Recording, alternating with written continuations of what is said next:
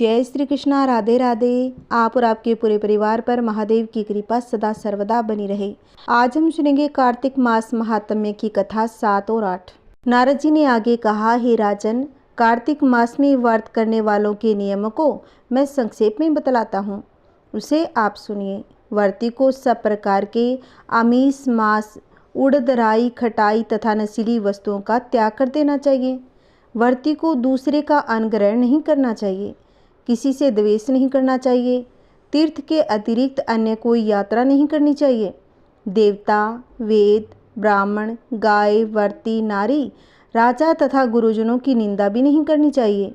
व्रती को दाल, तिल, पकवान व दान किया हुआ भोजन ग्रहण नहीं करना चाहिए। किसी की चुगली या निंदा भी नहीं करनी चाहिए। किसी भी जीव का मांस नहीं छूना चाहिए। पान, कत्था, चूना, नींबू, मसूर और बासी तथा जूठे अन्न का भी प्रयोग नहीं करना चाहिए। गाय, बकरी तथा भैंस के अतिरिक्त अन्य किसी पशु का दूध भी नहीं पीना चाहिए। कांस्य के पात्र में रखा हुआ पंचगव्य, बहुत छोटे घड़े का पानी तथा केवल अपने लिए ही पका हुआ अन्न प्रयोग करना चाहिए। कार्तिक माह का व्रत करने वाले मनुष्य को सदैव ब्रह्मचर्य का पालन करना चाहिए। उसे धरती पर सोना चाहिए। दिन के चौथे पहर में केवल एक बार पतल में भोजन करना चाहिए। व्रती कार्तिक माह में केवल नरक चतुर्दशी, जिसे छोटी दिवाली भी कहा जाता है, के दिन ही शरीर में तेल लगा सकता है।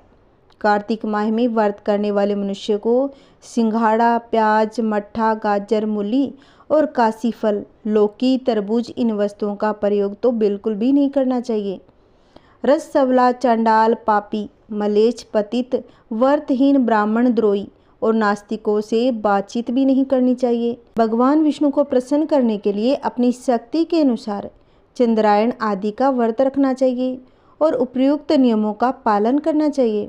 व्रती को प्रतिपदा को कुम्हाड़ा, द्वितीय को कटहल, तृतीया को तृणी स्त्री, चतुर्थी को मूली, पंचमी को बेल, षष्ठी को तरबूज और सप्तमी को आंवला, अष्टमी को नारियल, नवमी को मूली, दसवीं को लौकी, एकादशी को परवल, द्वादशी को बेर, त्रयोदशी को मट्ठा, चतुर्दशी को गाजर तथा पूर्णिमा को साग का प्रयोग नहीं करना चाहिए।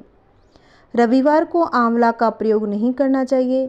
कार्तिक माह में व्रत करने वाला मनुष्य यदि इन शाकों में से किसी शाक का सेवन करना चाहे तो पहले ब्राह्मण को देकर ग्रहण करें। यही विधान माघ माह के व्रत के लिए भी है। देव उत्थानी एकादशी में पहले कही गई विधि के अनुसार नृत्य, जागरण, गायन, वादन आदि करना चाहिए। इसको विधि पूर्वक करने वाले मनुष्य को देखकर यमदूत ऐसे भाग जाते हैं जैसे सिंह की गर्जना से हाथी भाग जाते हैं।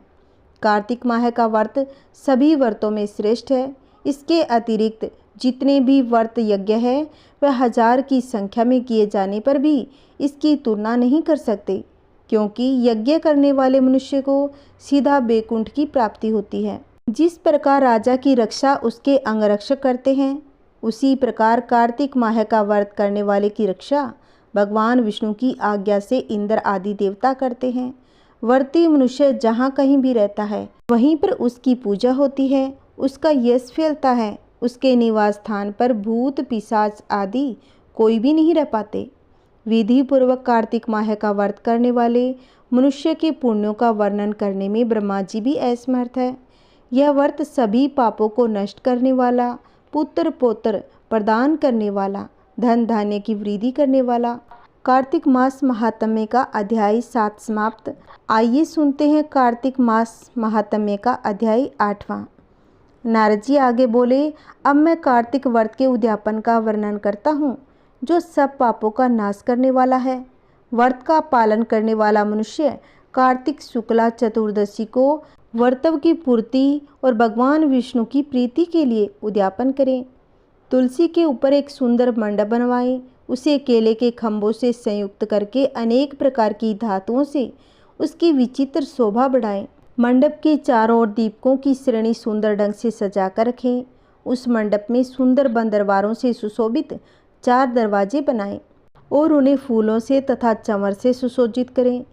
द्वारों पर पृथक पृथक मिट्टी के द्वारपाल बनाकर उनकी पूजा करें। उनके नाम इस प्रकार है: जय, विजय, चंड, प्रचंड, नंद, सुनंद, कुमुद और कुमुदाक्ष, उन्हें चारों दरवाजों पर दो दो के क्रम से स्थापित कर भक्ति पूर्वक पूजन करें। तुलसी की जड़ के समीप 4 रंगों से सुशोभित सर्वतोभद्र मंडल बनावे और उसके ऊपर पूर्ण पत्र पंचरत्न से संयुक्त कलश की स्थापना करें। कलश के ऊपर शंख चक्र गदाधारी भगवान विष्णु का पूजन करें। भक्ति पूर्वक उस तिथि में उपवास करें तथा रात्रि में गीत, वाद्य, कीर्तन आदि मंगलमय आयोजनों के साथ जागरण करें। जो भगवान विष्णु के लिए जागरण करते समय भक्ति पूर्वक भगवत संबंधी पदों का गान करते हैं, वे सैकड़ों जन्मों की पाप राशि से मुक्त हो जाते हैं। जो मनुष्य भगवान के निमित्त जागरण करके रात्रि भर भगवान का कीर्तन करते हैं, उनको असंख्य गोदान का फल मिलता है।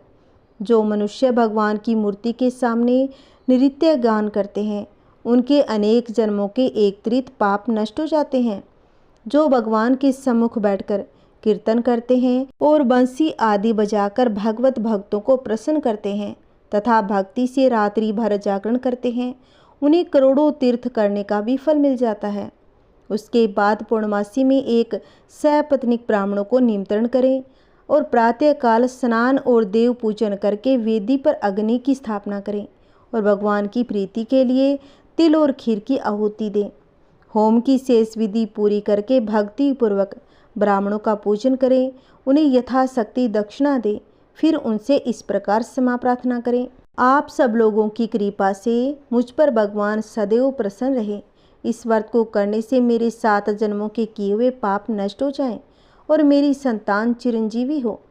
इस पूजा के द्वारा मेरी सभी मनोकामनाएं पूर्ण हो। मेरी मृत्यु के बाद मुझे अतिशय दुर्लभ विष्णु लोक की प्राप्ति हो। पूजा की समस्त वस्तुओं के साथ गाय भी गुरु को दान दें।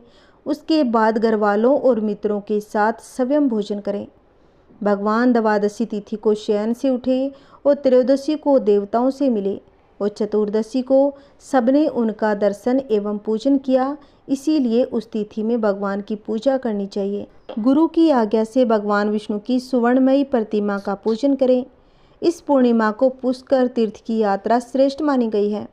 कार्तिक माह में इस विधि का पालन करना चाहिए। जो इस प्रकार कार्तिक व्रत का पालन करते हैं वे धन्य और पूजनीय हैं।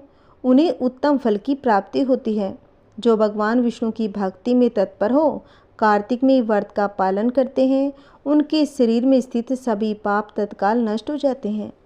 जो श्रद्धापूर्वक कार्तिक उद्यापन का महात्म्य सुनाता या सुनता है, वह भगवान विष्णु का सायुज्य प्राप्त कर लेता है। आज का हमारा 7 और 8वां अध्याय समाप्त हुआ। अब हम सुनते हैं कार्तिक स्नान की कहानी। कार्तिक स्नान की इल्ली गुणिये की कहानी। बहुत समय पहले की बात है। एक थी इल्ली और एक था घुण। एक दिन इल्ली बोली कि आओ घुण कार्तिक का स्नान करें। घुण बोला कि तू तो गोरी पड़ी है, तू ही नहा ले, मेरा तो मोट बाजरा पड़ा है, तो मैं तो नहीं नहाऊंगा। मैं तो हरे बाजरे का सीटा खाऊंगा, ठंडा ठंडा पानी पीऊंगा। दोनों के बीच हुई इस वार्तालाप के बाद इल्ली तो राजा की लड़की के पल्ले के साथ लगकर चली गई और घुण नहीं नहाया। कार्तिक माह खत्म होते ही दोनों मर गए। कार्तिक का स्नान करने से इल्ली राजा के घर जन्म लेती है और घुण राजा के यहाँ गधा बनता है। राजा की बेटी बड़ी हुई तो उसके विवाह का दिन आया। वह ससुराल के लिए विदा होने लगी।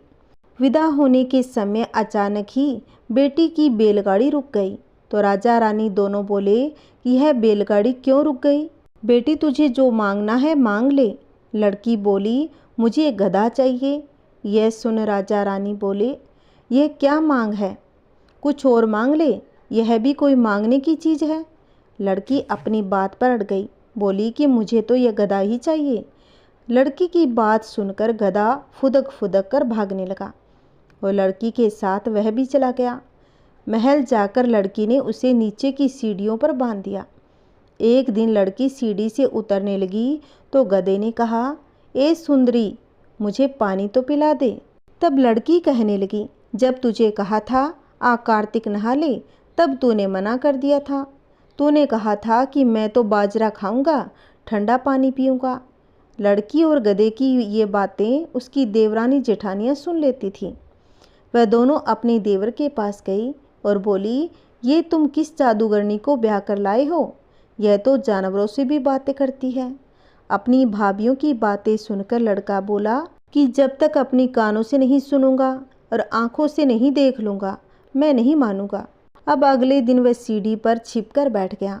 उसकी पत्नी आई और गधे ने उससे फिर वही बात कही, जिस पर रानी ने वही जवाब दिया कि मैंने बोला था ना कार्तिक नहा ले, पर तू नहीं नहाया। यह सब देख राजकुमार तलवार निकालकर सामने आया और बोला, तुम जानवरों से कैसे बात कर सकती हो? बताओ कि तुम कौन हो? उसकी पत्नी ने उससे बहुत कहा कि औरत का भेद नहीं खोलना चाहिए, लेकिन वह अड़ा ही रहा। नहीं, मुझे तो जानकर ही रहना है कि तुम कौन हो। राजकुमार की जिद के आगे उसकी पत्नी हार मान गई। उसने पिछले जन्म की सारी बातें उसे बता दी। वह इल्ली थी और यह गधा गुण था। इससे मैंने कार्तिक नहाने की बात कही, लेकिन इसने मना कर दिया, जिसके परिणाम स्वरूप यह इस जन्म में गधा बन गया। मैं राजा की लड़की के पल्ले से लगकर नहाई तो मैं राजकुमारी के रूप में पैदा हुई, इसीलिए मैं तो इससे पिछले जन्म की बातें कर रही थी। सारी बातें सुनकर राजकुमार बोला कि क्या कार्तिक स्नान का इतना फल मिलता है? रानी ने कहा कि हाँ, बहुत पुण्य फल मिलता है। अपनी पत्नी की सारी बातें सुनकर राजकुमार ने कहा, यदि कार्तिक स्नान का इतना महत्व है, तब हम दोनों जोड़े से कार्तिक स्नान करेंगे और दान पुण्य भी करेंगे, ताकि आने वाले समय में हम सुखपूर्वक रह सकें। अब दोनों ने जोड़े से स्नान किया तो उनके पास काफ़ी धन हुआ और राजा और रानी दोनों सुखपूर्वक रहने लगे। हे कार्तिक महाराज, जैसे आपने इल्ली को फल दिया वैसा सभी को देना, जैसे घुन को फल दिया वैसा किसी को मत देना। कहानी कहते कहानी सुनते हुंकार भरते सबके घर में सुख शांति बनाए रखना। बोलिए कार्तिक महाराज की जय हो। बोलिए विष्णु भगवान की जय हो। ओम नमः शिवाय। हर हर महादेव।